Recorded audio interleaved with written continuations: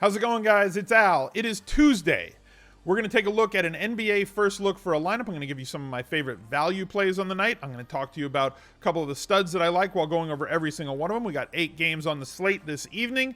We've been doing all right in NBA so far. I took third in the $44 on Draftkings at the end of last week. I had some that had a chance last night on kind of a crazy night with news breaking right after lock that Wiggins, who was doing the hokey pokey all day, he's out, he's in. You put your Wiggins in, you take your Wiggins out. They put their Wiggins in, and then after lineups, they shook us all about because he was out 1 minute after lineups lock. So at least Draftkings, you do have the ability to late swap, meaning that you can change a player after lineups lock as long as their game hasn't tipped off, and you can continue to alter your lineups as long as those other players' games have not tipped off. So as I've said, and I've been preaching this on every single video, guys, A, be at your workstation for the final 30 minutes before lock every night of NBA, or just don't play. B, be nimble and be ready to pivot, because the value and everything else in the slate can change all the way up to lock, and just like last night, sometimes after lock, and you have to be ready to be able to change things as they go along. And C, to give yourself the best chance to change things most efficiently, put your latest playing players in the flex spots. Flex spots being determined as the guard, forward, and utility, because those spots give you the most flexibility. A guard you can play at point guard, shooting guard. Forward encompasses anybody playing small forward or power forward. And utility, you can include any position, including centers. And a lot of people have multi-positional eligibility, some of them shooting guard forward, where you could put them in any one of those 3 spots. So if you had a player like Jimmy Butler locked into shooting guard, or not Jimmy Butler, but you had Wiggins locked into the shooting guard or small forward spot last night, you could only choose a shooting guard or a small forward to replace him. If you had him in your forward spot, maybe you also had a guard that was there, you could have shifted things around. If you had him in utility, you could have shifted things around throughout your lineups to really capture as much of that newfound value and changing slate as possible. Maybe it got you onto somebody like Klay Thompson. Maybe it got you to Karl Anthony Towns as well, somebody like that. So any of those changes that you can make, you have to leave yourself the best ability to make those changes. So those 3 rules in play every night of NBA. If you like this video, please do take a second and click that like. It costs you 1 click, which takes $0 out of your bank account. Please subscribe to the channel as well as ring that notifications bell so you guys can know anytime I post new videos for NFL or NBA or anything. Glad that you're here. Would love to see you back. So first of all, first thing on the slate, James Harden out. We already know what this does. We knew it beforehand. It improves the value of pretty much every other volume rocket shooter. Okay, any rocket that needs to score is now going to be asked to score a little bit more. Guys like Chris Paul take a bump. He moves forward. Gordon takes a big step forward. Carmelo Anthony takes a big step forward, both in terms of moving into the starting lineup, playing more minutes, being expected to score more with that first and second unit. And Gerald Green also, as we saw the other night, was also a good value. So those 4 players get the biggest bump with James Harden out. Top price stud on the day, Russ Westbrook. He's good. Hasn't exploded yet. He might tonight at home against the Clippers. And I think that you can definitely fit him into your lineups. Has not had 1 game yet with double-digit assists. I'm not going to go out and predict a triple-double, but this is the guy who has broken the triple-double record the last couple of seasons, and one of the career leaders in NBA history in terms of triple-doubles. He's going to get off the schneid in terms of triple-doubles at some point. Why not tonight? So don't keep banking on, well, you know, he's not getting assists like he did before, or he's not shooting the ball as much as he did before. You know, Russell is going to explode at some point. This is a very good spot for him this evening. And again, being as price sensitive as I am in NBA at 10.5, this is an 11.5 player priced at 10.5. So I like the floor and the upside here. Joel Embiid disappointed yesterday. Definitely disappointed me. Looked like he was putting up great numbers across the board, and then just kind of stopped midway through the second quarter. They got to halftime. Third quarter, Ben Simmons went absolutely ham. Ended the night with like 50-something points. And Joel Embiid really wasn't asked to do much, didn't really do much. As that game kind of got out of hand in the second half, it was basically just an up-and-down game. Dame Lillard, 9.6 to me looks a little bit too cheap. A lot of people are going to game log watch this and check out that game at Indiana. Third straight road game This is now their 4th road game. This is going to be a game that's up and down. This is going to be a fast-paced game. The Rockets are a horrible defensive team with Carmelo Anthony on the floor. They have to essentially try and change everything that they've done the last 2 seasons. You can get away, or they've learned to get away with Harden defensively. They haven't learned to get away with Carmelo Anthony yet defensively. And the defensive efficiency when Carmelo's on the floor for this year's version of the Rockets, albeit a very small sample size, is horrible when he's on the floor and much better when he's off the floor. And suspecting how many minutes he's going to play this evening, I would say that this is a good spot for Lillard at 9.6K. Chris Paul, we talked about him the other day. Kawhi Leonard coming off of a day off. Should be able to do Kawhi Leonard things, 9.5K. Ben Simmons, we saw it yesterday. Approached a triple-double, did not quite get there, 52 points. At 9.1K, I really like the price drop here. Again, back-to-back nights, customs, travel, whatever you want to call it. It's not a long flight or anything like that.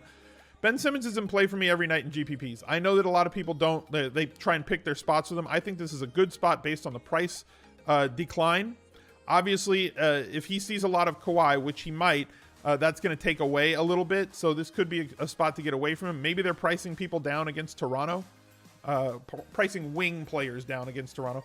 I haven't noticed that yet, but it might be a thing that they're doing because it does not make sense to have like an 8% price drop, on a player who essentially is a 96 to 10.5 player. Seeing him at 9.1 is a little bit shocking, but it could just be the Kawhi factor here. Paul George and Vooch has had a pretty good season so far. Vooch has been pretty solid.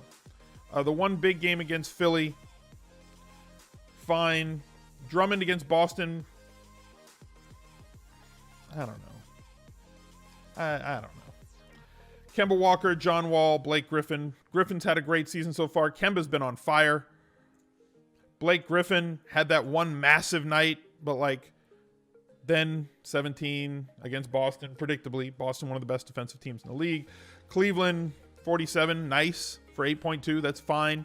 If he kind of settles in that mid-40s range, low to mid-40s, 42, 43 fantasy points a game for 8.2 is solid to me. But again, Boston, you want to jump on that? Don't know. Let's take a look at some of the value plays that we can get at. There's 3 guys that I like most. I already mentioned one. I mentioned him a little bit negatively, and I guess as a Syracuse grad, I probably should not mention Carmelo negatively all the time. But again, he's 5,300.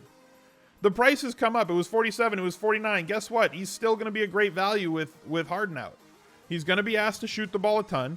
He does have the ability to rebound, though he doesn't always rebound. There will be shots in this game for him to be able to go get.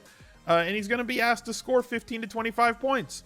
This is very easy. Highest correlation. Number 1 and number 2 correlation between real life basketball and fantasy. The ability to put the ball in the hoop. Carmelo can definitely do that. He may need more shots to be able to put the ball in the hoop because he's never been a really efficient scorer, though he has looked like one the last 2 games in this Rockets offense. And he's going to get a lot of free, wide open looks because that's what this offense provides. And B, minutes. Just being on the floor. His minutes are going to go up. This is where he's been priced. 27, 29, 27, 39, and 34 the last 2 games without Harden. So to me, Carmelo Anthony is where I want to start my lineups. He's number 1. Cleveland has provided us with a lot of value. Atlanta playing their second game in 2 days. Colin Sexton putting in a ton of minutes at 4K. I want, 22 to 26 fantasy points? That's pretty much where he's been living. This is easy value for me. Playing in the mid-20s in minutes, his role is pretty much locked in. He is asked to score a little bit. He's asked to assist a little bit. He only had 20 fantasy points his last game in 23 minutes, and he did it on 2 of 8 shooting. I've talked about this with you guys in terms of when a guy smashes value and he's like 11 of 13 from the floor, that's probably not sustainable, right?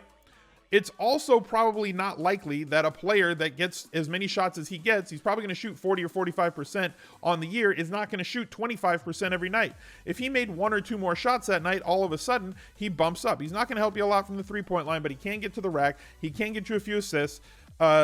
If better value opens up, I will probably be pivoting off of Colin Sexton, but as you guys know, it's 9 a.m. when I'm recording this video.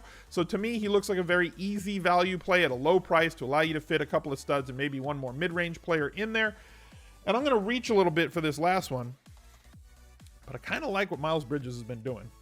I really like the minutes that he's been playing. 26 and 30 the last 2 games. The kid's got a little bit of bounce. 3,400. We're looking for 18 to 23 DraftKings points out of him. He has exceeded that once in the last 2 games, getting over 20 minutes. The games, if he plays 13 minutes, then yeah, this is going to be a bad play. I expect him to play in the mid-20s. He complements their offense very well. He is asked to do the things that he does well. I think that the shooting percentage should come down a little bit, but he's a get to the rack player and an athlete who can shoot threes. So this is a play that I kind of like for the price, right? Assuming that he is being asked to score, and as much as Kemba is drawing traffic and his ability to pass, as much as Nick Batum can move the ball offensively, I really do like Miles Bridges at this price with the minutes that he's been getting, and it opens up a lot more for me. So we're going to shuffle this lineup around. We're going to move Carmelo to power forward. We're going to move Bridges back to small forward because I'd rather fill these spots just aesthetically for me. I'd rather fill these 5 spots and leave the flex spots for you guys later. Already talked about who I want as my number 1 play. Russ Westbrook is my number 1 stud player that I want to lock into lineups this evening. He's where I want to go, try and capture all that triple-double upside. He's just too good, guys. He's too good. He's an 11.5 player, priced at 10.5. The second play that I want, also a guard. We could go with Chris Paul here. You could go with basically all the Rockets that I spoke about earlier. I want Kemba. He's just been too good. Like, legit too good. Minutes are always going to be there. He's their number 1 player, but the shots, the ceiling on the shots that he's been getting, he's had 30 shots essentially twice this season, averaging well over 40 points based on the 2 ceiling games that he's had. But for 8.3K, if I can get mid 40s out of him, right? If value for him is defined as like 40 to 46 fantasy points, and he's averaging more than what he has had for his value expectation. Yes, he's above that because of the 2 games where he basically scored 58 and 60 fantasy points, but his value falls right in his average game. If he has an average game this evening, he's going to meet value. I like that. That seems very simple. Simple math, right? It allows me to get a player that I can bank on for 40 plus fantasy points. A bad game for him would be 30, 34. And that's not going to kill you. It's not going to help you win a GPP, but that's not going to kill you in terms of your cash games. And a lot of this comes down to when you're building a cash game lineup, mitigating risk, getting players that have a high floor of shots, a floor of usage, and a floor of minutes. Kemba gives me all of that for a low price of 8,300. So those are the 5 that I'm starting with. Sexton, Bridges, and Anthony for value, Westbrook and Walker for my studs, and that is going to do it. I appreciate you guys being here for this video. Please click like. Links down below. If you click on the description, that'll let you see all my other socials. Stream schedule is posted on Instagram. You guys can always check that out, and I'd love to see you on twitch.tv/al_smizzle. If you're looking for an optimizer, Daily Roto is the one that I use to help me build my lineups. Great projections for NBA and NFL. There's also a link and a promo code down below in the description for a 10% discount at checkout. Thank you guys for being here. I'll catch you later. Bye.